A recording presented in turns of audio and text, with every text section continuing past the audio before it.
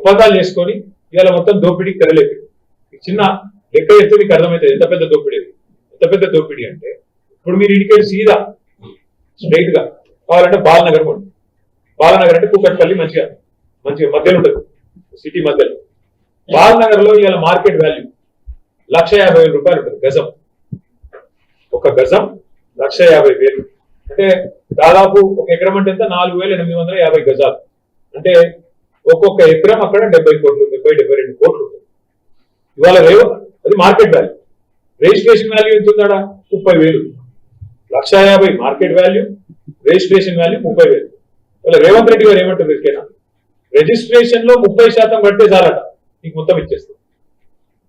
అంటే 1,50,000 గజం ఉన్న ఒక స్థలం, 30,000 రిజిస్ట్రేషన్ వాల్యూ ఉన్న స్థలం, 10,000 కడితే చాలు మొత్తం ఎకరం ఇచ్చేస్తున్నాడు రేవంత్ రెడ్డి గారు. 10,000 గజం కడితే చాలు. 4,850 72 కోట్ల స్థలాన్ని ఎంతకిస్తున్నాడు?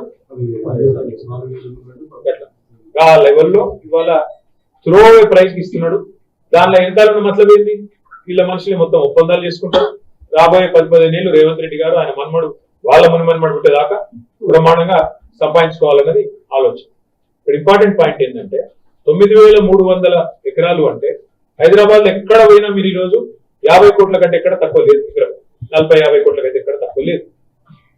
40 కోట్లు వేసుకుంటే 9,300 × 40 అంటే ఎంత? దగ్గర 4 లక్షల కోట్లు. 50 కోట్లు వేసుకుంటే ఒక ఎకరం 9,300 అంటే దగ్గర 4,60,000 కోట్ల నుంచి 5 లక్షల కోట్లు. సో ఈ చిన్న చిత్త కుంభకోణం కాదు, 4 లక్షల నుంచి 5 లక్షల కోట్ల కుంభకోణం. రేవంత్ రెడ్డి గారి మనవాడికి మునుమన్మడు పుట్టేదాకా, వాళ్ళ మునుమన్మడు పుట్టేదాకా ఆయన డోక లేకుండా అదాని అంబానీ ఒకటే దెబ్బల క్రాస్ కావాలన్న చక్కర్లా ఇవాళ రేవంత్ రెడ్డి గారి స్టేట్ చేసి, మరి దీని మీద మాట్లాడకపోతే, దీని మీద కొట్లాడకపోతే, దీని మీద పోరాటం చేయకపోతే రేపు ఎలక్షన్లు ఉండవు, ఏముండవు, కొనుక్కుంటే ఉంటుంది మొత్తం. ఇక నిలబెట్టి మనిషికి 1 లక్ష రూపాయలు వాడేసి కొనేస్తారు రేవంత్ రెడ్డి గారు. ఇది జరగబోతున్న పరిణామం. ఇది ఎలక్షన్ వదిలేయండి, రేపటికి మీకు హైదరాబాద్ లో క్యాంటీన్ పెడదామంటే జాగా దొరుకుతుంది. చూడండి ఇవాళ ఫుట్పాత్ల మీద వ్యాపారం చిన్న ఇడ్లీ బండి నడుపుకుంటోని సమోసా బండి పెట్టుకునేమో హైదరాబాద్ దండంగా కొడుతుంది. ఇది ఇడ్లీ బండిని చిన్న చెప్పుల దుకాణం నడుపుకుంటాడు ఫుట్పాత్ మీద కొట్టవతల వారిస్తారు. కానీ వీళ్ళేం చేస్తున్నారు? ఇక్కడ 9,300 ఎకరాలు. దీని యజమానులు అంతా ఎంతమంది ఉంటారు? 500-600 మంది ఉంటారు. మరి 500-600 మంది కోసం హైదరాబాద్ లో ఉండే 1 కోటి మంది ప్రజలకు ఇలా శటకోపం పెడుతున్న రేవంత్ రెడ్డికి మనం వ్యతిరేకంగా మాట్లాడదామా? ఈ నిర్ణయాన్ని ప్రశ్నిద్దామా లేదా ఆలోచించండి. ఇది సమకాలీన రాజకీయాల్లో ఒక అంశం. నేను చెప్పాను ఇట్లా 100 అంశాలు ఉంటాయి.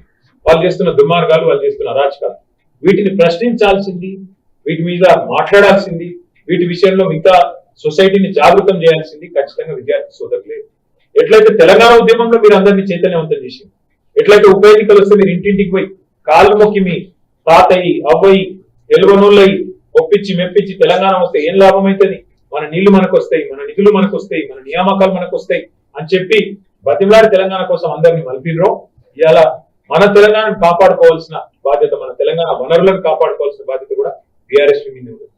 నేను రిక్వెస్ట్ చేస్తా ఉన్నా గెలు శ్రీనివాస్ యాదవ్ గారు, ఇప్పుడు బీసీ రిజర్వేషన్ల మీద ఒక చర్చ జరుగుతుంది. నేను చెప్పింది ఒక ఇష్యూ.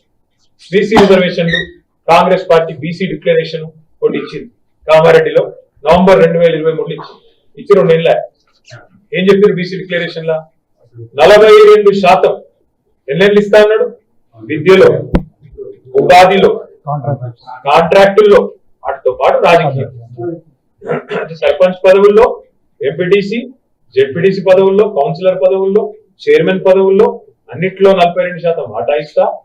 అవి మాత్రమే కాదు, రాజకీయ ప్రాతినిధ్యం మాత్రమే కాదు, ప్రభుత్వ కాంట్రాక్టులలో 42% ఇస్తా, ప్రభుత్వ ఉద్యోగాల్లో 42% ఇస్తా, ప్రభుత్వ విద్యావకాశాలు 42% మాట్లాడిస్తాను. ఎవరు కొట్లాడాలి? ఇవాళ ఒకదానికి మాత్రం తప్పు చెప్తున్నాడు. ఏ సర్పంచ్ ఎన్నికలకు, రాజకీయ పదవులకు మాత్రం నేనేం చేస్తావు కోర్టు ఆపినట్టు. మిగతా అయితే కోర్టు ఆపలేదు కదా, మిగతా నువ్వు జీవో ఇస్తే అయిపోతుంది కదా. నువ్వు 42% ప్రభుత్వ కాంట్రాక్టులలో బీసీలకు ఇవ్వాలి. ఈ ఎవడద్దానండి నువ్వు వద్దాను, ప్రతిపక్షం ఆపిందా? నువ్వు జీవో ఇస్తా అంటే ఎవరైనా చేయి అడ్డం పెట్టు, సంతకం పెట్టుకుంటే ఎవడో చేయి అడ్డం పెట్టుకున్నాడా? ఎందుకు ఇస్తారు మరి 2 నెలల? ఎవరు అడగాలి? మనమే అడగాలి. ప్రధాన ప్రతిపక్షంగా మనమే అడగాలి.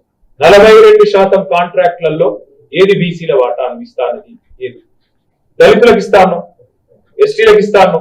దళితులకు 18% అన్నాం, ఎస్టీలకు 10% అన్నాం, 28% ప్లస్ 42. ఎందుకు ఇస్తలేవు మరి 70%? ఈ బరాబరి నువ్వే డిక్లరేషన్లు ఇచ్చినావు కదా, జీవోయి. అందుకే కోరుతున్నా గెలు శ్రీనివాస్ యాదవ్ గారిని, మిమ్మల్ని జిల్లాల వారీగా రౌండ్ టేబుల్ సమావేశాలు ప్లాన్ చేయండి. డిసెంబర్ మొదటి వారం నుంచి ఫీజు రీయింబర్స్మెంట్ మీద, ఈ రిజర్వేషన్ అనగా ఎంతసేపు మనం రాజకీయ పదవుల గురించి కాదు కొట్లాడేది. రాజకీయ పదవి కూడా ఒక రాజకీయ ప్రాధాన్యత, రాజకీయాల్లో రాజ్యాధికారంలో వాటా ఒక భాగం. కానీ రాజ్యాధికారం ఒకరికి వస్తే, ఇప్పుడు మన మైనారిటీ ఒక ఆయన మంత్రి అయింది, మన ఒత్తిడి వాళ్ళు. కేసీఆర్ గారు డిప్యూటీ సీఎం చేసిరు, నువ్వేం చేసినావా 2 ఏళ్ళ అంటే ఆఖరికి దెబ్బకు దయ్యం దిగొచ్చినట్టు మొన్న అజారుద్దీన్ గారికి మంత్రి పదవి ఇచ్చాడు. కానీ ఒక అజారుద్దీన్ మంత్రి పదవి ఇస్తే రాష్ట్రంలో ఉండే 50 లక్షల మంది ముస్లింలందరికీ న్యాయం జరిగిపోతుందా? కాదు. ముస్లింలకు నిజంగా బడ్జెట్ పెట్టాలి, మైనారిటీ డిక్లరేషన్ లో ఇచ్చిన మాటలు నెరవేర్చాలి, 4,000 కోట్ల బడ్జెట్ అన్నావు, సప్లాన్ అన్నావు, ఎప్పుడు పెడతావు? మంది కొట్లాడాలి, మాట్లాడాలి, లేకపోతే కాదు. అందుకే అంటున్నా, రాజకీయ ప్రాతినిధ్యం ఒక ఎత్తు అయితే, మరి రాజ్యాధికారంలో వాటా ఒక ఎత్తు అయితే, తప్పకుండా ఆర్థిక కోణంలో కూడా పెట్టాల్సిన బడ్జెట్, ఇవ్వాల్సిన నిధులు, విద్యా భరోసా కార్డు అన్నాడు, ఇచ్చిండా? మరి స్కాలర్షిప్లు అన్నాడు, పీజీ చేస్తే ఇంత, పిహెచ్డి చేస్తే ఇంత, ఇంటర్ చదివితే గంత, డిగ్రీ చేస్తే ఇంత అని కొండంత రాగం తీసిండు, గాడిది పాట వాడుతుంది. మరి కొట్లాడకపోతే ఎవడు కొట్లాడుతుంది? కొండంత రాగం తీసి గాడిది పాట వాడే ముఖ్యమంత్రి, కొండంత రాగం తీసి గాడిది పాట వాడే కాంగ్రెస్, వాళ్ళ నిలదీసి దేవుడు మరి మనం కాకపోతే. అందుకే నేను కోరేది మిమ్మల్ని, దీక్షా దివస్ సరే ఒక ఎత్తు, కేసీఆర్ గారి స్ఫూర్తిగా, కేసీఆర్ గారు చస్తే నేను చస్తేనే తెలంగాణ వస్తున్నప్పుడు నేను చస్తా అని చెప్పి కేసీఆర్ గారు ఎట్లయితే మొండిగా కొట్లాడిండో, ఆ తెగింపు, ఆ తెగువ, ఆ దీక్షా దివస్ స్ఫూర్తిగా విద్యార్థి లోకం కూడా కథం తొక్కాలి. అందులో బీఆర్ఎస్వీఏ నాయకత్వం వహించాలి. ఇలా ఏ రాజకీయ పార్టీకి ఈ రాష్ట్రంలో మనకుండే ప్రేమ తెలంగాణ మీద ఉండే ఛాన్సెస్, బీజేపీకైనా కాంగ్రెస్ కైనా వాళ్ళదేంది, వాళ్ళేదో పై పైన బంధం, మనది పేగు బంధం తెలంగాణ. ఇది మనం తెచ్చిన తెలంగాణ, మనం కొట్లాడి తెచ్చిన రాష్ట్రం. ఆల్తు ఫాల్తుగాలు ఎవరో ఇలా మాట్లాడుతున్నచ్చు, వాళ్ళొకరు వీళ్ళొకరు. కానీ వాస్తవం ఏంటి? కేసీఆర్ లేకపోతే, టీఆర్ఎస్ఏ లేకపోతే, కేసీఆర్ నిరాహార దీక్షనే లేకపోతే ఇలా తెలంగాణ ఎక్కడిది? మీరు ఆ రోజు కథం దొక్కపోతే, మీ టీఆర్ఎస్వి ఆ రోజు రోడ్డు ఎక్కకపోతే ఇలా తెలంగాణ ఎక్కడిది? అందుకే నా ప్రార్థన మీతోని, వాళ్ళ తెచ్చిన తెలంగాణను కొల్లగొడుతున్న దుర్మార్గుల నుంచి కాపాడుకోవాల్సిన బాధ్యత మన మీదనే ఉన్నది. అందరికంటే ఎక్కువ సింహభాగం ఆ బాధ్యతను భుజానికి ఎత్తుకోవాల్సిన బాధ్యత మన విద్యార్థి సోదరుల మీద. విద్యార్థి సోదరులతో ఇంకొక రిక్వెస్ట్ ఉన్నది, మీరు దయచేసి మళ్ళీ నేను రిక్వెస్ట్ చేస్తాను. ప్రతి ఒక్కరు ఇక్కడ మెయిన్ స్ట్రీమ్ మీడియా మీకు సపోర్ట్ చేయదు. ఇక్కడ 4 కెమెరాలు 5 కెమెరాలు పెట్టి ఏం చూపెట్టరు, అది నీకు తెలుసు, నాకు తెలుసు. పాపం వాళ్ళేం చేయలేదు, కెమెరామెన్లు పాపం వాళ్ళు తీస్తారు, ఆడ వేరే కడిగి పెడతారు, కథమైపోతుంది. మాకేం బాధ లేదు, వాళ్ళ మీద ఆధారపడి పనిచేయాల్సిన అవసరం లేదు.